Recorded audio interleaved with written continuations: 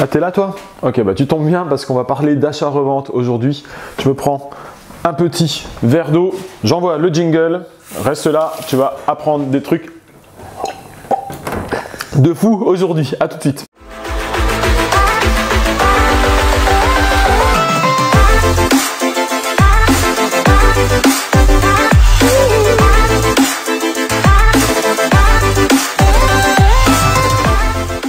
Alors aujourd'hui, ce qu'on va voir dans cette vidéo, c'est l'achat-revente. Et pourquoi on va voir ça aujourd'hui? Parce que Babas nous a posé la question il y a 2 jours. On a fait une petite story sur notre Instagram et je vous ai demandé de quoi vous vouliez qu'on parle et vous avez dit l'achat-revente. Alors on vous a préparé une petite vidéo sur l'achat-revente.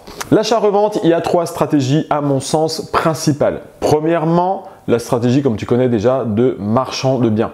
Qu'est-ce qu'un marchand de biens? C'est tout simplement quelqu'un, comme son nom l'indique, qui achète des biens et qui les revend par l'intermédiaire d'une société, c'est-à-dire que c'est son travail principal, c'est une activité professionnelle. C'est ça la grosse différence. Deuxième stratégie possible, tu peux arbitrer ton patrimoine, c'est-à-dire comme par exemple Julien ou comme moi, tu as 50, tu as 100, tu as 200 appartements et tu vas décider de revendre les moins rentables, peut-être les plus chiants à gérer, ceux qui sont peut-être un peu amortis ou tu n'as plus de travaux en fonction de ta stratégie fiscale. Ça va dépendre à l'instant T de ce que tu décides de faire. Mais là, c'est de l'arbitrage et donc tu peux faire de la revente entre guillemets massive et ça peut être justifié par le fait que tu as besoin de racheter d'autres choses. Voilà. Et le troisième point, c'est la résidence principale. La résidence principale, c'est vachement intéressant.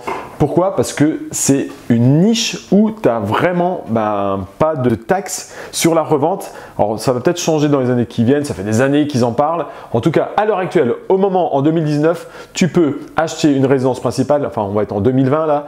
Tu peux acheter ta résidence principale, la revendre et tu payes nada que dalle. Alors, pourquoi et comment revendre la résidence principale, Julien? Ça tombe bien, tu passes par là. Tiens, raconte-nous un petit peu. Moi, je voulais juste prendre un verre d'eau, mais bon, on va plus parler de ça. Alors, on est quoi sur l'achat de la résidence principale? L'absence de plus-value. Bon, effectivement, c'est un truc qui est assez fou. Le truc, déjà, il faut déjà que ce soit un lieu de vie, c'est-à-dire qu'il faut qu'il y ait des factures d'électricité, de gaz, d'eau aussi, et une consommation normale, parce que le fisc, lui, va vérifier ça. S'il voit que tu n'as pas vécu dedans, il va dire bah non, c'est pas une résidence principale, monsieur, vous avez voulu faire un achat-revente et boum, et là il va te taper. Donc il faut vraiment faire attention et il faut que tu vives vraiment dedans. Il y a la carte grise aussi à changer. Tu vois, c'est ta bagnole, tu la mets là-bas quoi. C'est pas, en plus ça va, c'est gratuit, un déménagement c'est gratuit pour le changement d'une carte grise. Voilà, donc le fisc il doit voir ça et faut faire gaffe, tu fais pas ça tous les 2 mois. 8 mois, 1 an, c'est le minimum. En fait, dans le texte de loi, il n'y a pas, pour l'achat revente de la résidence principale, il n'y a pas de date limite, il n'y a pas de date minimum de détention de la résidence dans les textes de loi. Par contre, si tu fais ça au bout de 2 mois, tu revends, tu risques de te faire retoquer par le fisc. Voilà, donc la doctrine fiscale, 8 à 1 an, 8 mois à 1 an, c'est le minimum, tu vois. Donc après, c'est à toi de jauger. Si tu fais en 6 mois, tu peux prendre un risque, ça peut chauffer pour toi. Et surtout, si tu le fais tous les 6 mois, voilà, il va dire, attendez, là, il y a un caractère de répétition, monsieur, qu'est-ce qui se passe? Voilà, alors après, tu dis, bah non, c'était petit, j'avais envie de plus grand. Et effectivement, mais 6 mois, là, il y a un doute. D'accord? C'est bon pour ça? C'est tout bon, merci pour tes lumières. Bon, je vais aller chercher une bouteille d'eau quelque part, du coup. Et un troisième point vraiment important lors de ton achat, revente de ta résidence principale, il faut qu'il n'y ait pas un aspect spéculatif au moment de ton achat. C'est-à-dire qu'au moment de ton achat, il ne faut pas que tu aies déjà dans la projection de revendre pour faire un gain.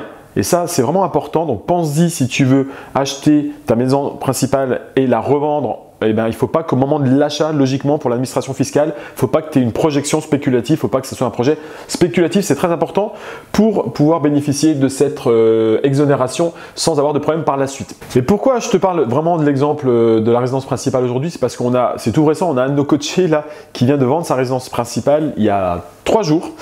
Et il a fait une très belle opération, je te donne les chiffres, je ne te donne pas de nom ni rien, je ne te donne pas où c'est, mais il a acheté son bien à 250 000 € il y a 1 an et demi, il a fait 50 000 € de travaux dedans et donc ça lui coûte 300 000 en tout l'opération avec frais de notaire, travaux, tout inclus, et il la revend 370 et le bien a été vendu en 2 jours. Il l'a mis sur le marché, alors il s'est très bien pris, il a fait des photos de professionnels.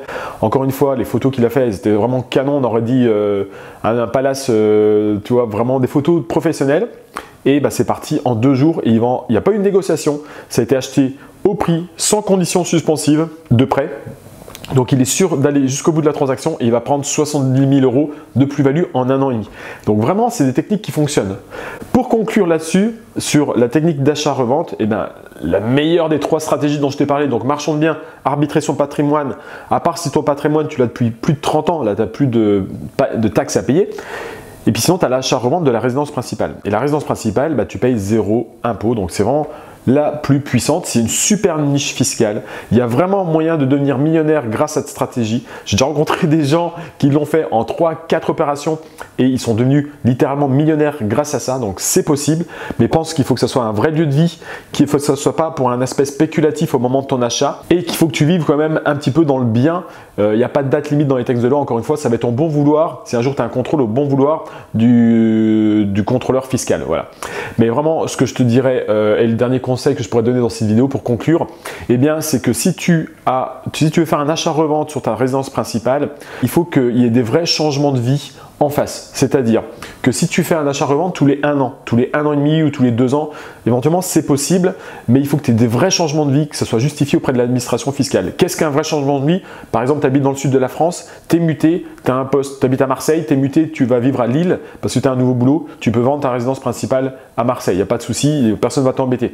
Tu habites maintenant à Lille, tu étais célibataire, tu te mets en couple, tu étais dans un studio, tu te mets en ménage, tu passes dans un T2 ou un T3. Ça, c'est un vrai changement de vie. Tu peux changer au bout d'1 an, c'est pas un souci. C'est un vrai besoin de logement qui change.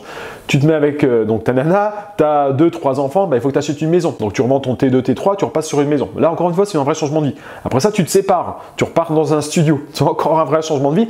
Mais tout ça, bien sûr, on ne se fait pas des mariages blancs. Il faut vraiment que ce soit des choses réelles. Et là, par contre, il n'y a pas de date butoir. Tu peux passer, faire des achats reventes comme ça et à chaque fois, tu auras 0 plus-value. J'espère que tu as aimé cette vidéo. Clique, mets des pouces partout si tu as aimé. Abonne-toi à la chaîne IMO-Renta, bien sûr.